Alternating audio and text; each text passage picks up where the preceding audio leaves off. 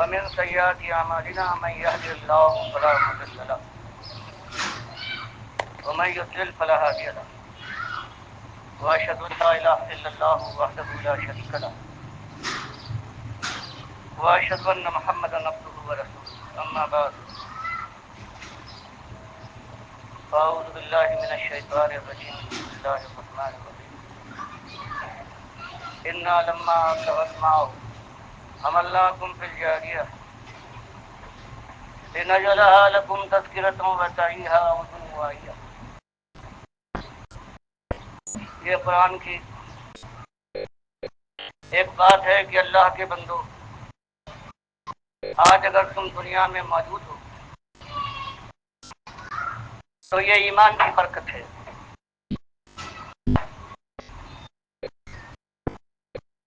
کیونکہ جتنے لوگ ہمارے رسول نوح علیہ السلام کے ساتھ موجود تھے، وہ جب دو حصوں میں بٹ گئے دعوت حق کے بعد، اور نوح علیہ السلام نے 950 سال تک وہی ایک مسئلہ اٹھایا، ایمان کا مسئلہ، جس کے لیے پوری انسانیت کو پروردگار عالم نے آزمائش میں ڈالا ہے. تو مالک فرماتا ہے اس کے بعد ہم نے فیصلہ فرما دیا اور سارے بے ایمانوں کو، سارے کافروں اور مشرکوں کو ہم نے آسمان کے پانی اور زمین کے ابلنے والے سوتوں سے سب کو ہم نے ڈبو مارا ہے. صرف ان ایمانداروں کو بچایا ہے جو کشتی میں سوار تھے. وہی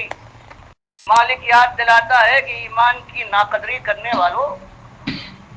ایمان کو اپنا لباس اور پیراہن سمجھنے والوں کہ جس طرح سے چاہو پہنو اور جس طرح چاہو اتار پھینکو. حالانکہ آج تمہاری زندگی ہے، یہ بھی ایمان کی مرہون منت ہے. انا لما طغى الماء حملناكم في الجارية. آج جو تم دنیا میں براجمان ہو تو اس کی وجہ یہ ہے کہ تمہارے وہ دادا جو نوح علیہ السلام کے زمانے میں تھے ایماندار تھے، ہم نے ان کو کشتی میں سوار کرنے کے بعد بچا لیا. ان کی نسل چلی ہے اور آج ان کی نسل سے تم دنیا میں موجود ہو، ورنہ ایک کافر کو ہم نے نہیں چھوڑا تھا. تو پہلی تو بات آپ کے سامنے یہ ہے کہ اللہ کا شکر ہے کہ جو آپ کے اور ہمارے دادا نوح علیہ السلام کے زمانے میں موجود تھے وہ ایماندار تھے، ورنہ آج ہم اس دنیا میں نہ ہوتے. مالک فرما رہا ہے اس لیے تاکہ اس کو ہم ایک یاد دہانی کے طور پر، اور جو سننے والا کام ہے اس کو یاد رکھے کہ ایمان کی ناقدری نہ کرو. ایمان اصل چیز ہے، ایمان ہی کی وجہ سے آج تم زندہ ہو اور ایمان کے خلاف آواز اٹھاتے ہو، ایمان کے دشمن ہو، کفر اور شرک کے علمبردار بنے جاتے ہو. پہلی بات تو یہ تھی آپ کے سامنے لانے کی. اور اس کے بعد یہ دل کی ایک غمزدہ آواز آپ کو سنانی تھی کہ آج وہی بات ہے کہ یہ امت مسلمہ مشرق اور مغرب میں پھیلی ہوئی ہے. آسمان کے تاروں اور سمندر کی موجوں کی طرح سے اس کی تعداد ہے،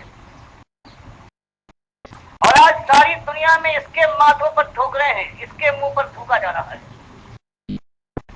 اس کی آبرو کے کفن تار تار ہیں، اس کی لاشوں پر دوسروں کے تخت بچھتے ہیں. اس کی ماں اور بہنیں ہندوؤں، سکھوں اور یہودیوں کے بستروں پر اولادیں جنما رہی ہیں. اس کی وجہ آج جو اللہ کی کتاب کے اوپر سے ایمان ہٹتا جا رہا ہے، مالک کی بات کے اوپر اعتماد ختم ہو جاتا ہو رہا ہے، بے اعتمادی کا دور ہے.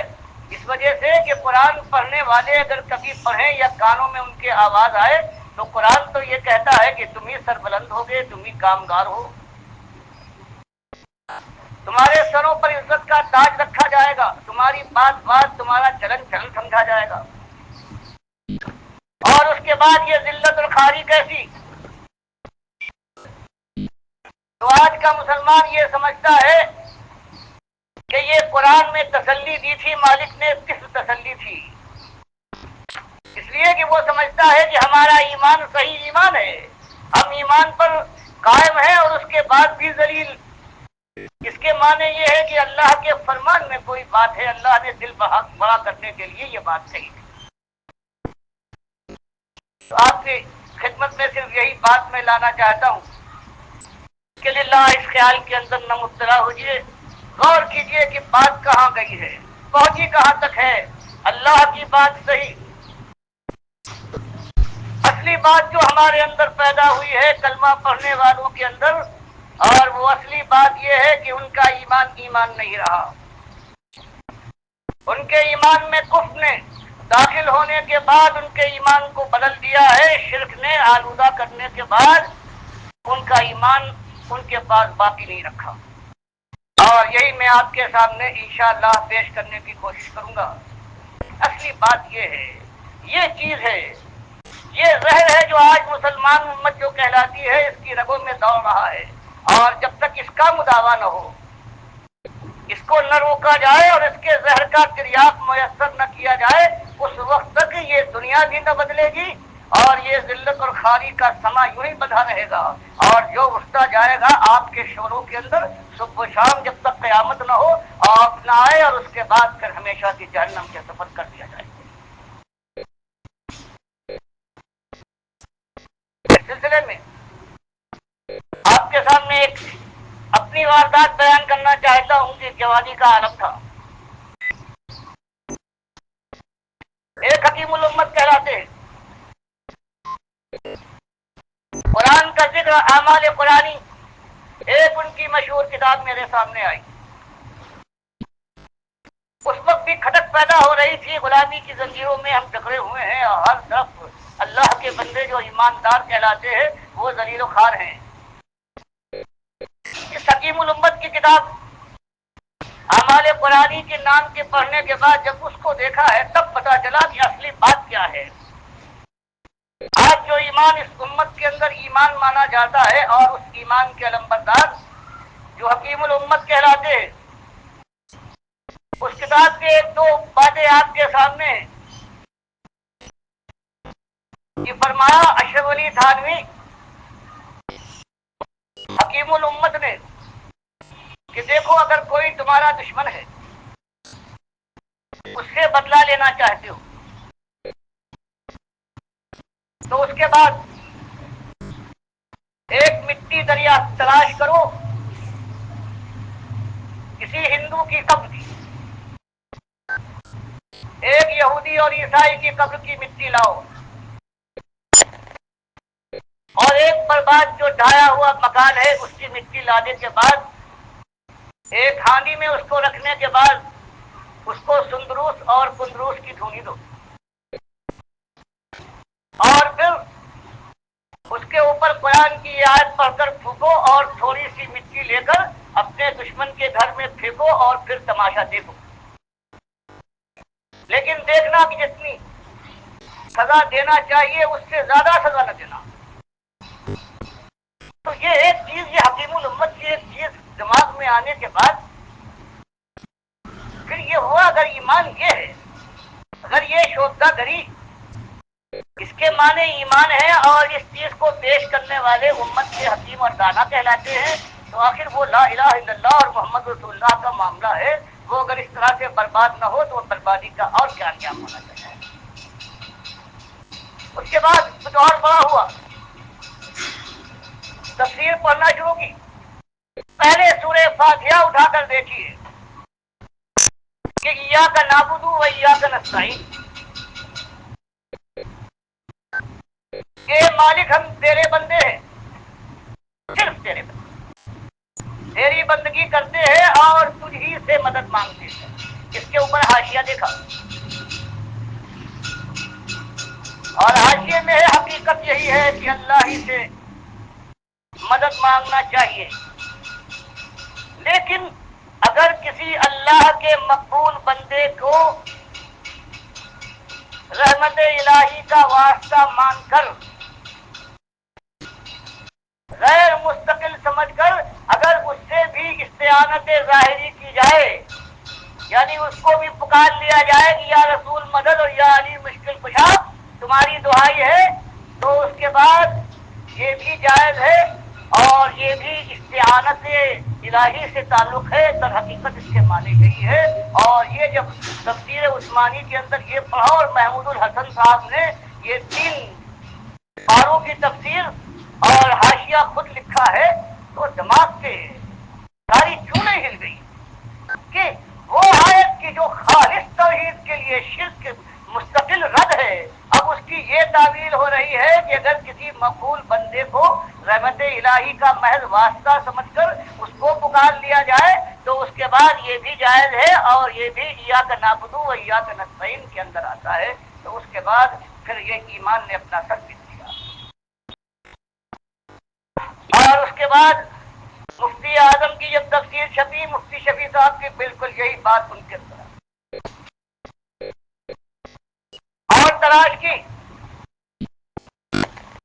تو شاہ ولی اللہ اور ان کے خاندان کے اوپر نگاہ پڑی،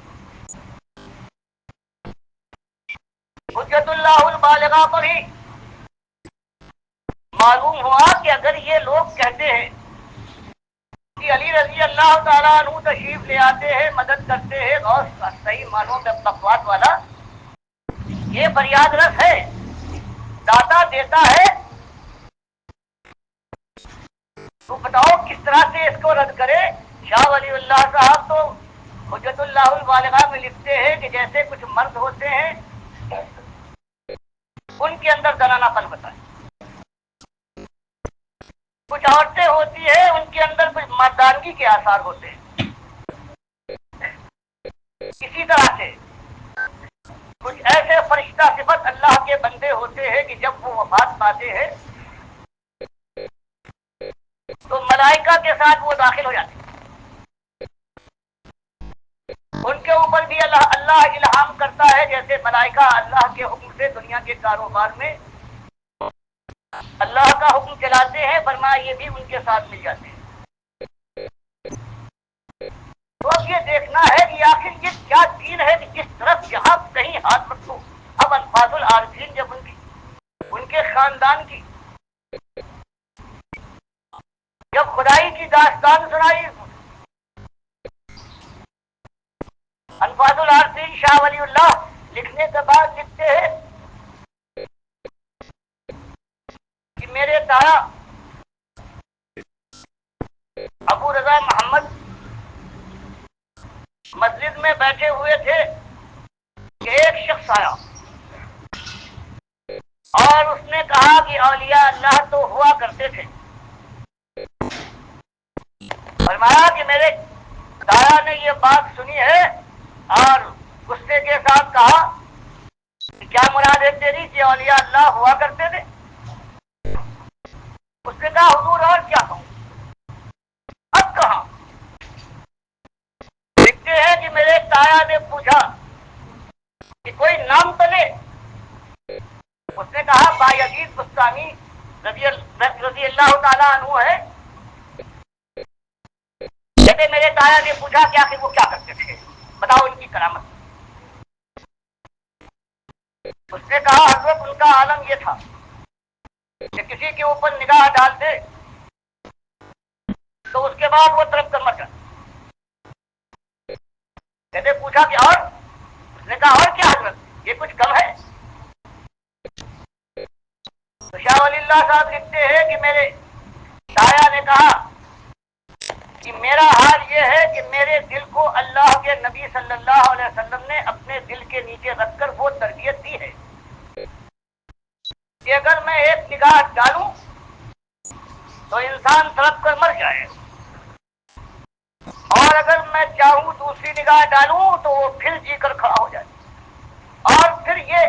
صرف کہا نہیں بلکہ رحمت اللہ موجی درخت کے نیچے مسجد میں کھڑا ہوا تھا، آپ نے اس کے اوپر ایک نگاہ ڈالی اور وہ طرف پر زمین پر گر۔ جو شخص کہہ رہا تھا کہ اب ولی اللہ نہیں ہوتے، اس سے کہا دیکھ یہ شخص مر گیا یا زندہ ہے؟ اس نے دیکھنے کے بعد کہا حضور وہ مر گیا۔ تو تایا صاحب نے فرمایا کہ اگر تو کہے تو زندہ کر دوں۔ کہتے ہیں کہ ہاں اس شخص نے کہا حضور اس سے بڑی بات کیا ہو سکتی ہے. وہ تایا نے نگاہ ڈالی دوسری اور وہ اٹھ کر کھڑا ہو گیا. تو معلوم ہوا ایک بات صرف ایک نمونے کے طور پر آپ, ورنہ ہزاروں ایسی باتیں سر کھڑی. تب یہ معاملہ سمجھ میں آیا کہ اصلی بات وہی ہے. یہ امت چاہے ریگزار کے ذرات کی طرح سے پھینک جائے, لیکن ایمان سے صحیح دانہ ہونے کے بعد پھر جو کیفیت ہے یہ تو اللہ کی رحمت ہے. بنو اسرائیل کے ساتھ تو اللہ نے 2 مرتبہ اس سے کئی زیادہ کیا ہے. سورہ بنو اسرائیل میں جو آیا ہے کس طرح سے ان کو برباد کیا ہے. یہ تو ایک امت کی بربادی تو ہے. تو میرے بھائیوں یہ بات ہے, پھر وہ بات سمجھ میں آئی کہ اصلی بات کیا ہے. اور جب یہ بات سمجھ میں آئی ہے تو اس کے بعد ذہن صاف ہو گیا کہ بات وہی ہے, وہی قرآن و سنت کی بات, کہ وہی بات اٹھنا چاہیے. ایمان اصل ہے جس کے لیے مالک نے فرمایا ہم نے تم کو تماشا گاہ میں سیر گاہ کے اندر نہیں بھیجا ہے کہ روشوں پر گلگش کرو, ہوشوں پر ہاتھ مارو اور پھولوں کی سیج پر پیر پسار کے سو جاؤ, اور اس کے بعد یہاں سے اٹھتے جاؤ اور یا تو کچھ نہ ہو یا جنت کے دروازے آواز دے ادھر آؤ. فرمایا یہ بات نہیں بلکہ قرآن اور حدیث کے اندر تو یہ ہے کہ اللہ کے بندوں بڑی شدید آزمائش میں تم کو اللہ نے دنیا دے کر, دنیا کا سامان دے کر, خیر و شر کا راستہ کھول کر تم کو بڑی شدید آزمائش میں ڈالا ہے. اور وہ آزمائش یہ ہے کہ تم خالص اس کے بندے بن جاؤ, اس کے سامنے سر جھکا دو, اس کے فرما بردار بن جاؤ. وہ ماں لیا اور اس نے کہا کہ دیکھو آسمان میں نے بنایا, زمین میں نے بچھائی, ہوائیں میں چلاتا ہوں, ماں کے پیٹ کے 3 اندھیروں میں رزق دینے والا تمہارا میں تھا, اس کی چھاتیوں کو میں نے تیار کیا تھا. اور دیکھنا سب کچھ ہو جائے, بڑی سی بڑی خطا کر لینا, لیکن فلا تجعلوا للہ اندادا وانتم تعلمون, دیکھنا زنہار کہیں یہ نہ ہو جائے کہ میرے ساتھ میرے بندوں کو, میرے محتاجوں کو, میرے ساتھ میری ذات میں, میری صفات میں, میرے حقوق میں, میرے اختیارات میں کہیں تم ساتھی اور شریک بنا دو. بس ایک بات ہے, ناقابل معافی ہے بغیر توبہ کے. تو جو ایمان کی حیثیت تھی وہ آہستہ آہستہ اس چھٹتی گئی, ذہن سے وہ دور ہوتی گئی, اور پھر اس کی جگہ ایسا اطمینان دلایا گیا جب یہ نظریہ پار پا گیا کہ ہر چیز اللہ کی ذات کا ایک حصہ ہے. وحدت الوجود لا موجود اللہ الا اللہ, سب کچھ تو اللہ ہے. تو بتاؤ اب ایک جوان اپنے جوش جوانی کے اندر بدنگاہی کرتا ہے, بے راہ روی کرتا ہے, ایک مال کا متوالا کسی مال کو ہڑپ کرتا ہے, سود کا کاروبار کرتا ہے, خائن ہے, چوری کرتا ہے, اس کو ڈر کیا ہے؟ اگر وہ اللہ کی ذات کا ٹکڑا ہے تو اللہ اپنی ذات کو جہنم کی آگ میں تو نہیں چھوکے گا. تو یہ نظریہ لانے کے بعد ہر ایک ایک ذرے کو اللہ کی ذات کہیے ان صوفیوں نے, ان وحدت الوجودیوں نے, ایک ایک چیز کو انہوں نے اللہ کی ذات کا ٹکڑا. اب بتاؤ ساری توحید کا معاملہ ختم. اب شاید اللہ کی ذات کے حصے ہیں, جب چاہے خدائی کے سنگھاسن پر الوہیت کرنے کے لیے بیٹھے, اور جب چاہے بندگی کا شوق چل رہا ہے تو نمازیں اور روزے اور بندگی کرنے لگے. ایک طرف سے یہ دھاوا ہوا, اور دوسری طرف سے اللہ کے بندوں وہی چیز جو اللہ کے نبی صلی اللہ علیہ وسلم نے, جندب رضی اللہ تعالیٰ عنہ کہتے ہیں مسلم کی حدیث میں 5 دن پہلے اپنی وفات سے, اور عائشہ رضی اللہ تعالیٰ عنہ کہتی ہے این اس طرح مرد میں اپنی مصیبت کے اندر مبتلا حالت میں, اس حالت میں کہ کبھی چادر کو اپنے چہرے پر ڈالتے تھے اور کبھی اتار پھینکتے تھے. ان کی زبان یہ بات, یہ کلمہ تھا لعن اللہ الیہود والنصارى اتخذوا قبور انبیائہم مساجدا,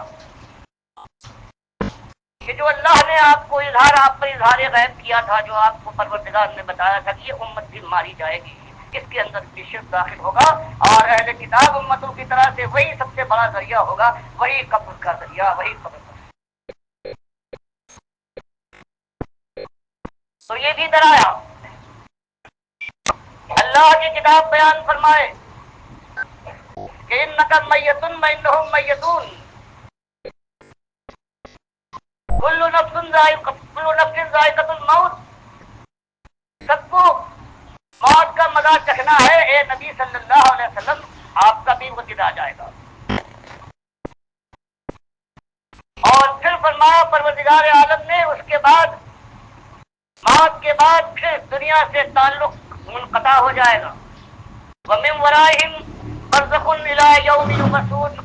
جب تک قیامت نہ آ جائے پھر اس جسد انسری کو بنانے کے بعد اس میں روح پلٹا دی جائے اور یہ پھر جی اٹھے، اس سے پہلے کوئی تعلق اس انسان کے ساتھ دنیا کا باقی نہ رہے گا۔ فرما دیا ثم انکم بعد ذلک لمیتون ثم انکم یوم القیامۃ تبعثون۔ یہ لوگوں دنیا کی زندگی ملے گی،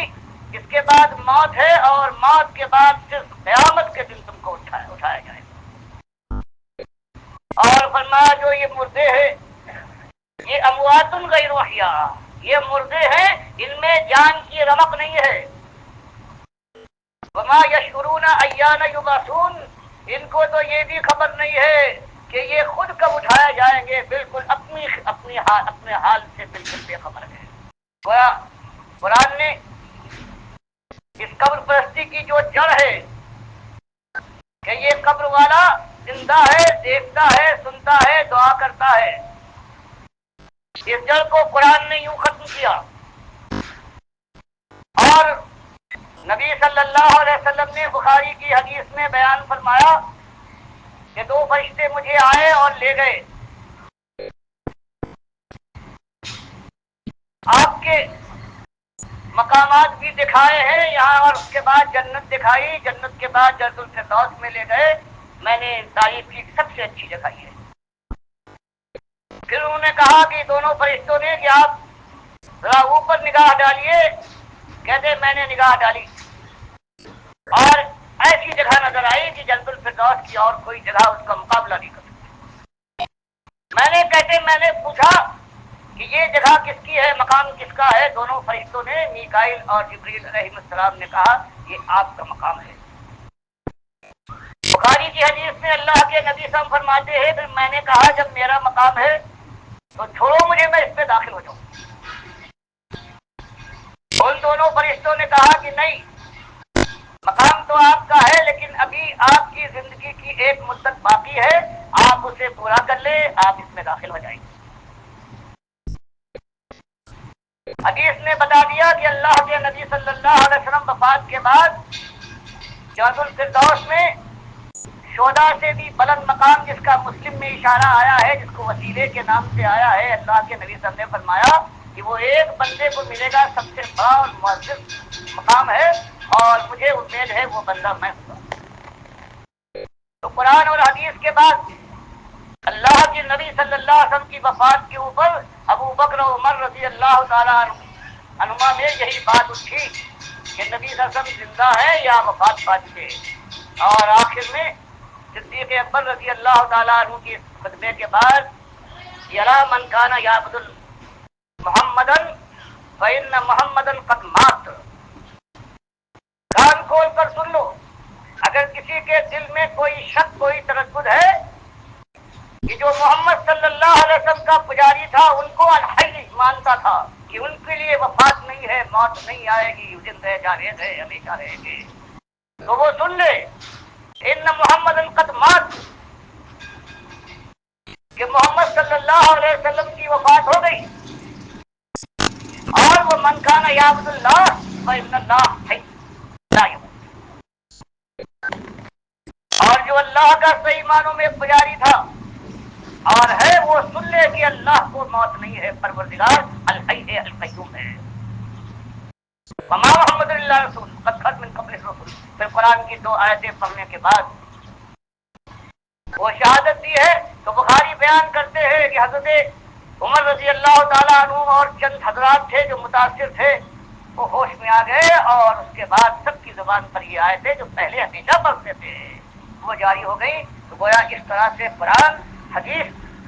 اور اجماع صحابہ اس بات پر کہ اللہ کے نبی صلی اللہ علیہ وسلم کی بات پر۔ اور آج دنیا کا کیا عالم ہے کوئی دنیا میں کوئی ایک ایسا مسلک تو یہ کہہ دے کہ ہم نہیں مانتے اللہ کے نبی صلی اللہ علیہ وسلم کو قبر کے اندر زندہ ہے، وہاں درود و سلام پڑھا جائے، سنتے ہے کوئی آج ایک مسلک بتائے کوئی اللہ کا بندہ ہے جو مسلک کہلاتا ہے؟ چاروں یہ مسلک، پانچواں چھٹا آٹھواں دسواں، کوئی ایک آج دنیا کے اندر مسلمانوں کا کوئی ایک مسلکی گروہ نہیں ہے جو یہ مانتا ہو کہ اللہ کے نبی صلی اللہ علیہ وسلم وفات پائے ہیں اور اب سنتے نہیں ہیں۔ اب قبر کے اندر وہ مردہ ہے، ان کی لاش ہے، اور باقی ان کے اندر یہ طاقت نہیں ہے کہ سنیں اور جواب دے، یا فرشتے جن اس درود و سلام کو جو دور سے پڑھا جائے جس سے کہا جاتا ہے اللہم صلی، اے اللہ تو رحمت فرما، سب سے بڑی توحید کی بات، یہ اہل کتاب امت نے اپنے پیغمبروں کو اللہ کے ساتھ شریک کرایا ہے۔ اللہ کے نبی صلی اللہ علیہ وسلم نے ہم کو ہدایت کی کہ جب آپ کا نام آئے تو اس کے بعد اللہ سے دعا کرو، کہو اللہم صلی علی محمد، یہ اللہ رحمت فرما محمد صلی اللہ علیہ وسلم۔ اور جب تم یہ کہو گے تو فوراً تمہارا ماتھا ٹھنکے گا کہ اللہ کے نبی صلی اللہ علیہ وسلم اللہ کے ساتھ شریک نہیں ہو سکتے، ورنہ ہم ان کے لیے دعا کیوں کرتے اللہ سے؟ تو ایک عقیدہ وہ کہ وہاں درود سلام سنتے ہیں، سنتا ہے وہ جو زندہ ہو، اور دوسرا جو تو قبر ہے اللہ کا، اللہ نے فرمایا آمن الرسول بما انزل الیہ من ربہ والمؤمنون، یہ وہ دو آیتیں ہیں جن کے لیے اللہ کے نبی صلی اللہ علیہ وسلم نے بخاری مسلم کی حدیث میں بیان کیا ہے کہ یہ کسی نبی کو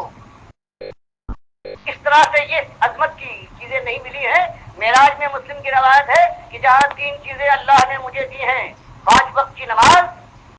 اور یہ خواتین میں سورہ بقرہ، اور تیسری چیز یہ ہے کہ آپ کی امت میں کوئی مہلکات سے مہلکات زانی ہو، قاتل ہو، اگر میرے پاس آ گیا تو میں اس کو معاف کر کے رہوں گا ایک شرط پر، لا یشرک بی شیء، میرے ساتھ وہ مشرک بن کر نہ آیا۔ تو اللہ نے یہ فرمایا کہ یہ کتاب ہے، جو کتاب یہ کہہ جائے اور جو اس کی تفسیر بیان کر دے ہمارا نبی اور وہ ثابت ہو جائے، اس سے جو اعراض کرے اس کے علاوہ اپنی چلائے تو وہ طاغوت کا پرستار ہے، اور جس کی بات اس معنوں میں مانتا ہے وہ طاغوت ہے۔ اور آج دنیا میں طاغوت کی بندگی ہو رہی ہے، کوئی ایک مطلب نہیں ہے جو یہ نہ مانتا ہو کہ اللہ کی کتاب کا کہنا چاہے وہ کہتی ہو، لیکن اس کے اندر استثناء ہے۔ اللہ کے نبی صلی اللہ علیہ وسلم یہ بہرحال زندہ ہیں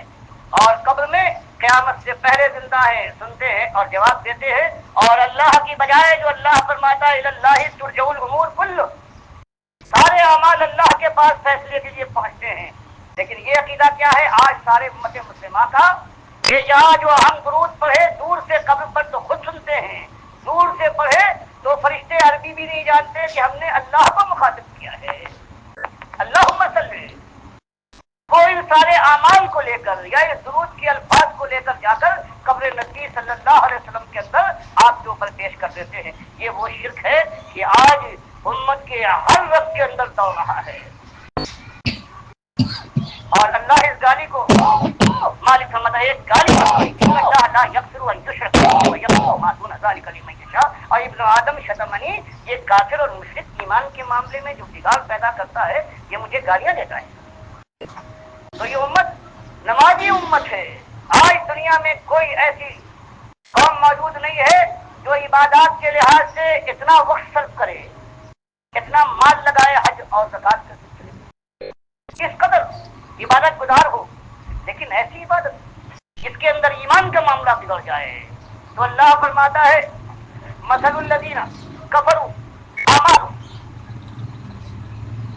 مثل الذین کفروا،